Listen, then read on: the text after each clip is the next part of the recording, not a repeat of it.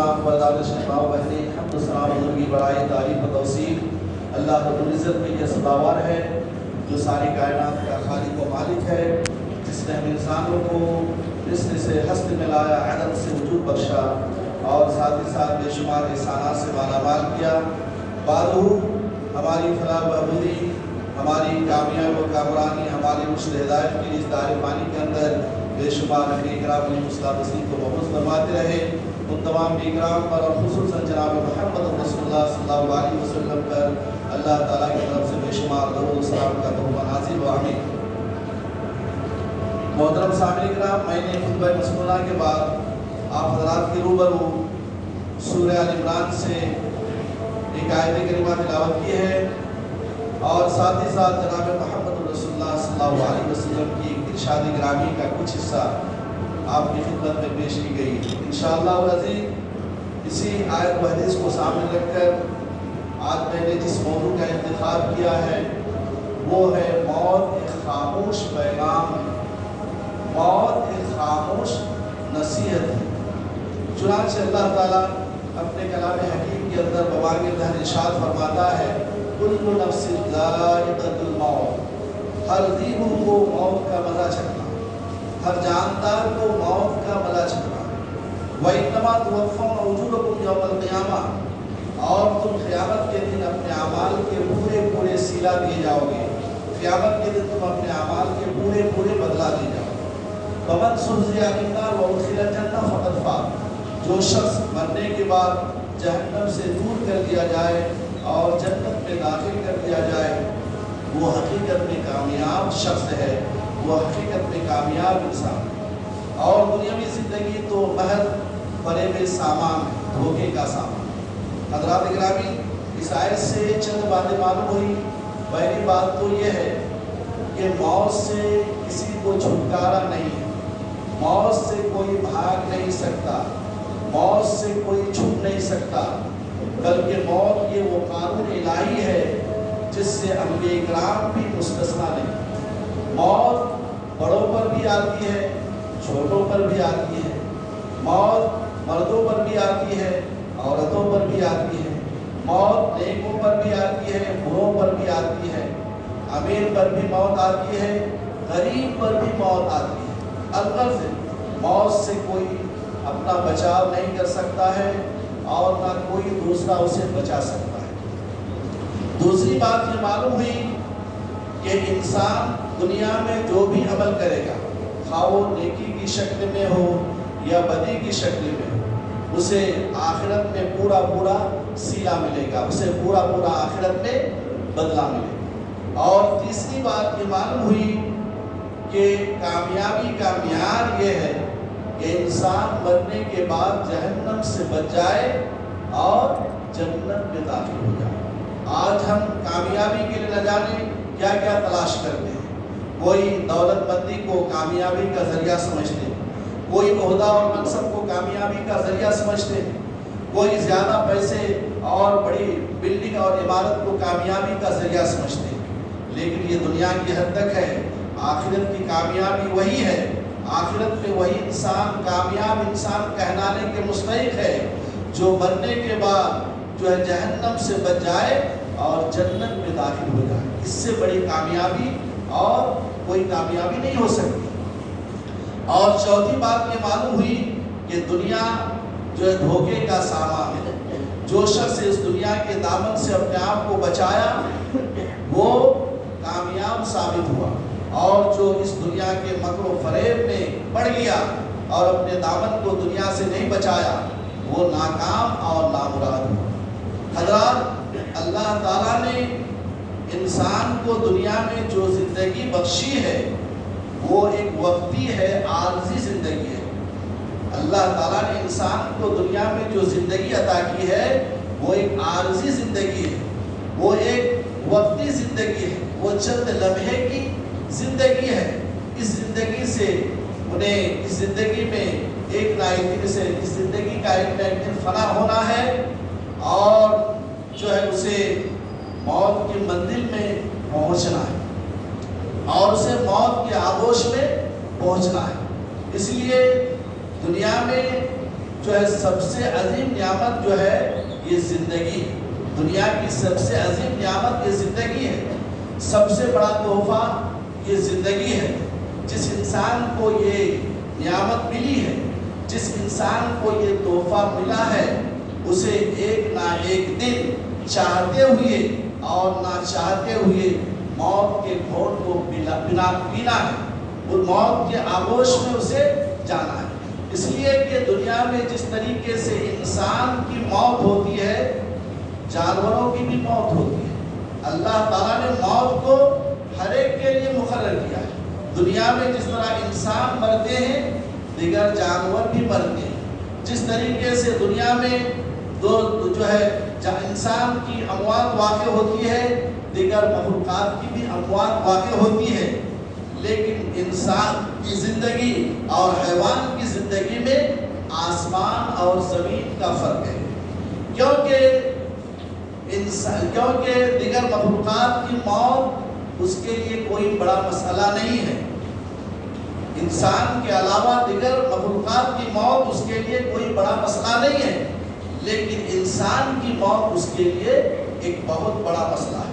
और सवाल यह है कि कायनात की दूसरी मखलूक़ात के लिए मौत बड़ा मसला क्यों नहीं है?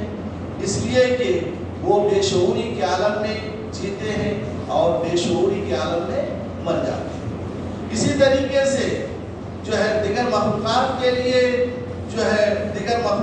लिए मौत बड़ा मसला इसलिए नहीं है कि उनके लिए मरने के बाद न कोई हिसाब व किताब है और ना ही कोई कानून जज़ा व सज़ा है। लेकिन मौत इंसान के लिए एक बहुत बड़ा मसला है। मौत इंसान के लिए एक बहुत बड़ा सदमा है। मौत इंसान के लिए एक बहुत बड़ा पैगाम है। मौत इंसान के लिए एक बहुत बड़ी नसीहत है। दो वजूहात की बिना पर, दो असबाब की बिना पर। पहला सबब यह है कि इंसान के लिए मौत जिंदगी के खात्मे का नाम नहीं है, जबकि दिगर मखलूक़ात के लिए मौत उसकी ज़िंदगी के खात्मे का नाम है। मौत इंसान के लिए उसकी ज़िंदगी के फना होने का नाम नहीं है, जबकि दिगर मखलूक़ात के लिए मौत उसकी ज़िंदगी के फना होने का नाम है।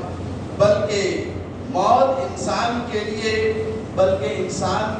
मौत नई ज़िंदगी का आगाज़ है। बल्कि मौत इंसान के लिए नई ज़िंदगी की शुरुआत है। जब एक इंसान मर जाता है तो आलम बरज़ख की ज़िंदगी शुरू हो जाती है, आखिरत की ज़िंदगी शुरू हो जाती है और उसे कई मरहलों से गुजरना पड़ता है, कई मंजिलों से जो है उसे गुजरना पड़ता है। पहली मंजिल खबर की मंजिल है, उसके बाद हिसाब व किताब की मंजिल है, मीज़ान की मंजिल है, पुल सिरात की मंजिल है। इन तमाम मंजिलों को तय करते हुए कामयाब इंसान जन्नत में दाखिल हो जाता है। लेकिन जो इंसान जो है नाकाम हो जाता है वो जहन्नम में दाखिल हो जाता है।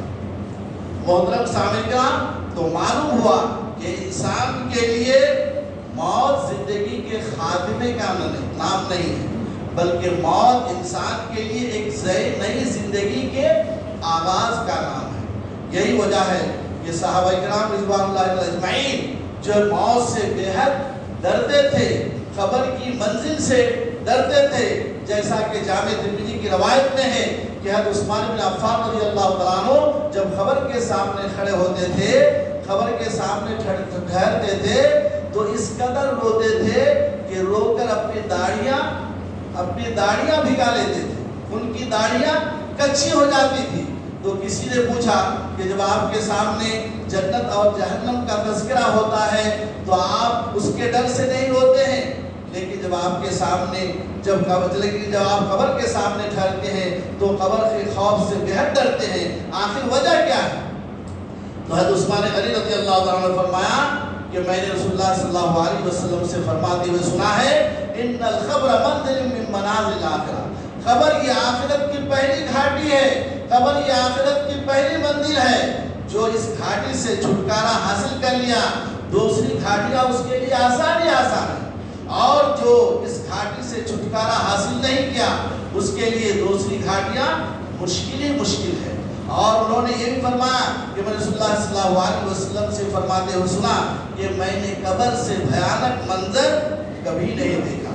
محترم سامعین کرام، تو معلوم ہوا کہ انسان کے لیے موت زندگی کے خاتمے کا نام نہیں، بلکہ انسان کے لیے موت زندگی کے آغاز اور شروعات کا نام ہے۔ اسی طریقے سے دوسری وجہ یہ ہے کہ انسان جو ہے زندگی کا بڑا حریص ہوتا ہے، انسان زندگی کا بڑا لالچی ہوتا ہے، انسان جینے سے تھکتا نہیں ہے، وہ اور جینا چاہتا ہے۔ ہر انسان کی یہ خواہش ہوتی ہے کہ اسے نوح علیہ السلام جیسی عمر مل جائے حضرات، کیونکہ اس کی ارمانیں اور اس کی امیدیں لمبی لمبی ہوتی ہیں، بلکہ وہ بوڑھا ہو جاتا ہے، کمزور ہو جاتا ہے، اس کے پاؤں قبر میں لٹکنے لگتے ہیں، پھر بھی وہ مرنے کی خواہش نہیں رکھتا، بلکہ انہیں دنیا سے بڑی محبت ہوتی ہے۔ صحیح بخاری کی حدیث ہے، جناب محمد رسول اللہ صلی اللہ علیہ وسلم نے ارشاد فرمایا کہ انسان دو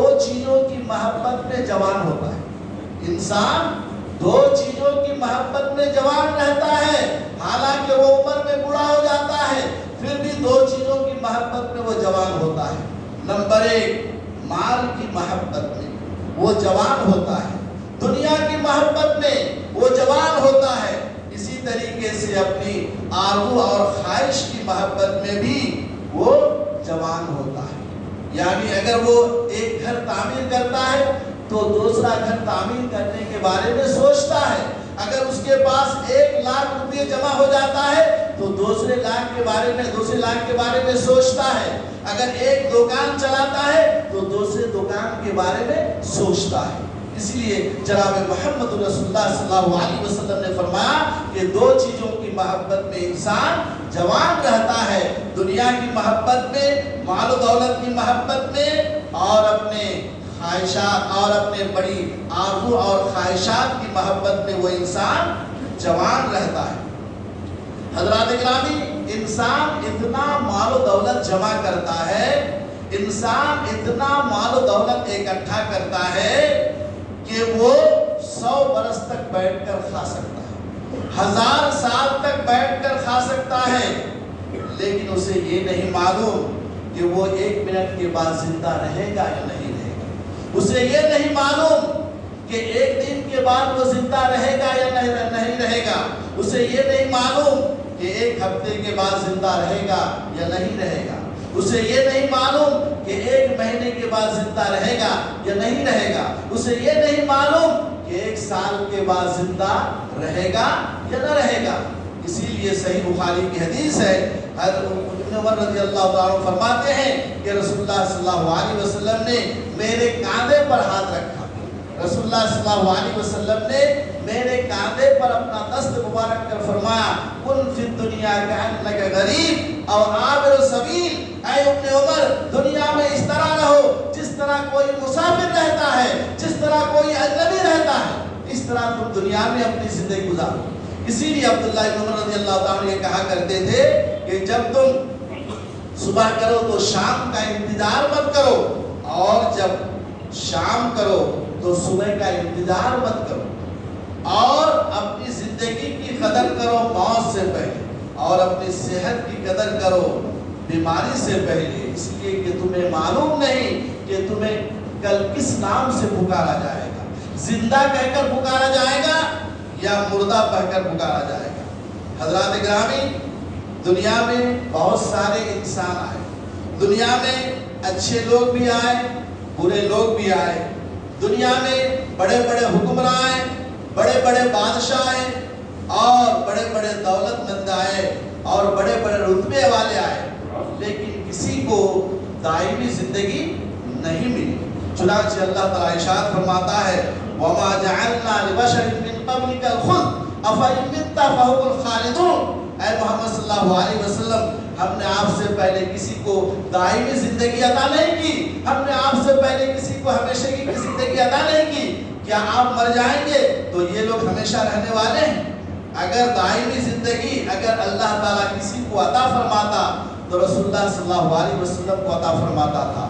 آپ صلی اللہ علیہ وسلم ہمیشہ کے لیے زندہ رہتے تھے، کبھی رخصت نہیں ہوتے تھے، آپ صلی اللہ علیہ وسلم کبھی نہیں مرتے تھے، لیکن اللہ تعالیٰ نے کسی بھی انسان کے لیے دائمی زندگی کسی بھی انسان کو اللہ تعالیٰ نے عطا نہیں کی، بلکہ بعض انبیاء کرام بھی مرنا نہیں چاہتے تھے، لیکن اللہ تعالیٰ نے ان کو دائمی زندگی عطا نہیں کی۔ صحیح مسلم کی حدیث ہے، حضرت ابو رضی اللہ تعالیٰ عنہ فرماتے ہیں کہ اللہ تعالیٰ نے ملک الموت کو حضرت موسیٰ علیہ السلام کے پاس بھیجا ان کا روح قبض کرنے کے لیے۔ جب ملک الموت موسیٰ علیہ السلام کی خدمت میں حاضر ہوئے تو موسیٰ علیہ السلام کو بہت غصہ آیا، انہوں نے زوردار تماچا رشید کیا جس سے اس کی ایک آنکھ نکل گئی، ایک آنکھ پھوٹ گئی۔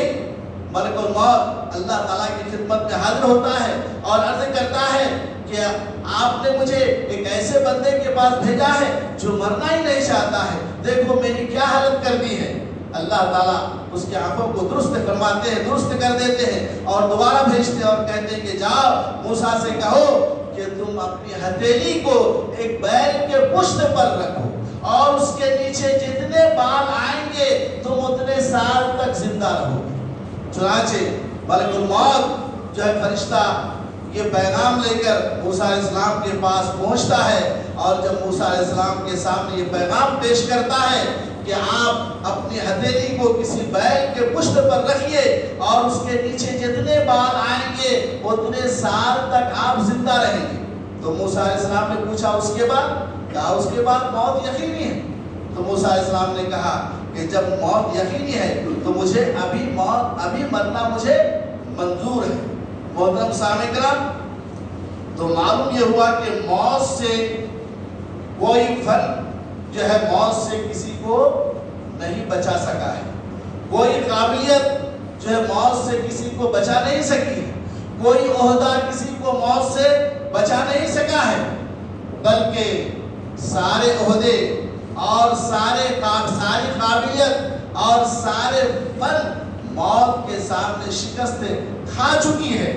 اس لیے موت اس حقیقت کا نام ہے کہ موت نے کتنے ہنگاموں کو خاموش کر دیا، موت نے کتنے گھروں کو اجاڑ دیا، موت نے کتنے خاندان کو تباہ و برباد کر دیا، موت نے کتنی عورتوں کو بیوہ کر دیا، موت نے کتنے بچوں کو یتیم کر دیا، اور موت نے کتنی خوشیوں کی کتنے مسکراہٹ کو چھین لی، اور موت نے کتنی خواہشات کو دفن کر دیا۔ یہی وجہ ہے کہ آپ صلی اللہ علیہ وسلم نے فرمایا اکثروا ذکر حازم اللذات، یعنی موت، یعنی لذتوں کو توڑنے والی موت کو کثرت سے یاد کرو۔ حضرات، انسان کو کھانے سے لذت ہے، انسان کو پینے سے لذت ہوتی ہے، انسان کو سونے سے لذت ہوتی ہے، انسان کو اپنے رشتہ داروں سے لذت ہوتی ہے، ملاقات سے لذت ہوتی ہے، لیکن جب موت آتی ہے تو ان ساری لذتوں کو توڑ دیتی ہے، ان ساری لذتوں کو ختم کر دیتی ہے۔ اسی لیے نبی کریم صلی اللہ علیہ وسلم، صحیح بخاری کی حدیث ہے کہ ایک جنازے کو دیکھ کر نبی کریم صلی اللہ علیہ وسلم کھڑے ہو گئے۔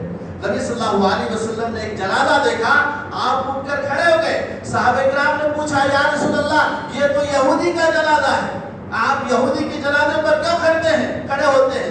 تو آپ صلی اللہ علیہ وسلم نے فرمایا کہ کیا یہ نفس نہیں ہے، کیا اس کے اندر روح نہیں؟ آپ صلی اللہ علیہ وسلم نے موت کی ہیبت کا درس دیا کہ جنازہ کسی کا بھی ہو، ایک آدمی کی موت کو دیکھ کر عبرت حاصل کرنا چاہیے۔ محترم سامعین کا آپ صلی اللہ علیہ وسلم نے درس دیا کہ ایک انسان کی موت دوسرے انسان کے لیے نصیحت ہے، ایک انسان کی موت دوسرے انسان کے لیے پیغام ہے، چاہے وہ مرنے والا مسلمان ہو یا کافر ہو یا یہودی ہو۔ اسی لیے جناب محمد رسول اللہ صلی اللہ علیہ وسلم نے ارشاد فرمایا کفا بالمرء واعظا، کفا بالمرء واعظا، یعنی موت ایک بہت ہی اچھی نصیحت ہے، موت ایک بہت ہی اچھا پیغام ہے، موت ایک بہت ہی اچھی بشارت ہے۔ حضرات گرامی، انسان کتنی نصیحتیں سنتا ہے، انسان کتنے درسوں میں حصہ لیتا ہے، اور بے شمار وعد و نصیحت کی باتیں سنتا ہے، لیکن اس کے دل کا کایا پلٹتا نہیں، وہ اپنے آپ کی اصلاح نہیں کرتا، وہ اپنے آپ کو سدھارتا نہیں ہے۔ لیکن جب یہی انسان اس کے گھر میں کسی کی موت واقع ہو جاتی ہے، کوئی مر جاتا ہے، کوئی رشتہ دار کی موت واقع ہو جاتی ہے، تو اس کی یہ موت اس کے دل کے دنیا کو بدل کر رکھ دیتا ہے۔ محترم سامعین کرام، اسی لیے موت کی منزل تک پہنچنے کے لیے دو راستے ہیں۔ موت کی منزل تک پہنچنے کے لیے ہمارے دو راستے ہیں۔ نمبر ایک اطاعت کا راستہ، اور نمبر دو جو ہے نافرمانی کا راستہ۔ اطاعت کے ذریعے، اطاعت کا راستہ یعنی اگر ہم اطاعت کے ذریعے موت کی منزل تک پہنچیں گے تو ہمارے لیے جنت ہے، اور اگر نافرمانی کے ذریعے ہم موت کی منزل تک پہنچیں گے تو یقین جانیے کہ ہمارے لیے جہنم ہے۔ اسی لیے صحیح بخاری کی حدیث ہے، جناب محمد رسول اللہ صلی اللہ علیہ وسلم نے ارشاد فرمایا کہ جب انسان مر جاتا ہے تو تین چیزیں اس کے ساتھ جاتی ہیں، لیکن دو چیزیں واپس آ جاتی ہیں۔ ایک ہے رشتہ دار اور ایک خیش و اقارب، جو لوگ تدفین میں شرکت کرتے ہیں وہ لوگ واپس آ جاتے ہیں، اور مال و دولت، مال بھی واپس آ جاتا ہے، دولت بھی واپس آ جاتی ہے، لیکن اس کے ساتھ اس کا عمل رہ جاتا ہے۔ اگر انسان اچھا عمل کرتا ہے تو اس کے لیے اچھا بدلہ ہے، اور اگر انسان برا عمل کرتا ہے تو اس کے لیے برا بدلہ ہے۔ اسی لیے اہل علم نے کہا ہے کہ ہر انسان کے دو گھر ہیں۔ ہر انسان کے کتنے گھر ہیں؟ دو گھر ہیں، ایک گھر دنیا میں اور ایک گھر آخرت میں۔ لیکن انسان دنیا کے گھر کے لیے جتنی محنت کرتا ہے، آخرت کے گھر کے لیے ذرہ برابر بھی محنت نہیں کرتا۔ انسان دنیا کے گھر کے لیے جتنے جو ہے محنت کرتا ہے، جتنی کوشش کرتا ہے، آخرت کے گھر کے لیے اتنی محنت اور کوشش نہیں کرتا ہے۔ حالانکہ یہ دنیا کا گھر یہ فانی ہے، اور آخرت کا گھر ہمیشہ رہنے والا گھر ہے، لہذا ہمیں دنیا کے گھر سے زیادہ آخرت کے گھر کے لیے محنت اور مشقت کرنا چاہیے۔ اہل علم نے لکھا ہے کہ جو موت کو یاد کرتا ہے اس کو تین فائدوں سے نوازا جاتا ہے۔ جو موت کو کثرت سے یاد کرتا ہے اس کو تین انعامات سے نوازا جاتا ہے۔ پہلا انعام یہ ہے کہ اس کو اللہ تعالیٰ کی طرف سے توبہ کی توفیق نصیب ہوتی ہے۔ جب بھی اس سے کوئی گناہ ہو جاتا ہے فوراً توبہ کر لیتا ہے۔ اور دوسرا انعام جو ہے اسے جو کچھ ملتا ہے وہ قسمت پر راضی ہو جاتا ہے۔ اللہ تعالیٰ کی طرف سے جو کچھ ملتا ہے اسی پر وہ قناعت کر لیتا ہے، اسی پر وہ راضی ہو جاتا ہے۔ اگر 10 روپے ملے تو بھی راضی، نہ ملے تو بھی راضی، وہ قناعت پسند انسان ہوتا ہے۔ اور تیسرا انعام کیا ہے کہ عبادت میں دل لگتا ہے، نماز پڑھنے میں دل لگتا ہے، قرآن مجید کی تلاوت کرنے میں دل لگتا ہے، ذکر و اذکار کرنے میں دل لگتا ہے، مسجد آنے میں دل لگتا ہے۔ یہ تین فائدوں سے اور تین انعامات سے نوازا جاتا ہے اس شخص کو جو موت کو کثرت سے یاد کرتا ہے۔ لیکن اس کے برعکس، اس کے برخلاف جو موت کو یاد نہیں کرتا ہے وہ تین سزاؤں سے نوازا جاتا ہے۔ پہلی سزا کیا ہے؟ اسے توبہ کی توفیق نصیب نہیں ہوتی ہے، وہ گناہ کرتا ہے، جرائم کا ارتکاب کرتا ہے، لیکن توبہ نہیں کرتا ہے، اللہ کی طرف رجوع نہیں ہوتا ہے۔ اور نمبر دو، وہ قسمت کے فیصلے پر راضی نہیں ہوتا ہے، بلکہ اگر اسے اس کی ضرورت کے مطابق نہ ملے تو اس سے وہ خوش نہیں ہوتا ہے۔ اللہ تعالیٰ کی بنائے ہوئے قسمت پر وہ راضی نہیں ہوتا ہے، قسمت پر قناعت نہیں کرتا ہے۔ اور نمبر تین، عبادت میں اس کا دل نہیں لگتا ہے، نماز پڑھنے میں دل نہیں لگتا ہے، قرآن کی تلاوت میں دل نہیں لگتا ہے، اور دیگر ذکر و اذکار میں دل نہیں لگتا ہے۔ اسی طریقے سے وعظ نصیحت کے مجلس میں بیٹھنے میں دل نہیں لگتا ہے، مسجد آنے میں دل نہیں لگتا ہے۔ الغرض جو موت کو یاد نہیں کرتا ہے انہیں تین سزاؤں سے نوازا جاتا ہے۔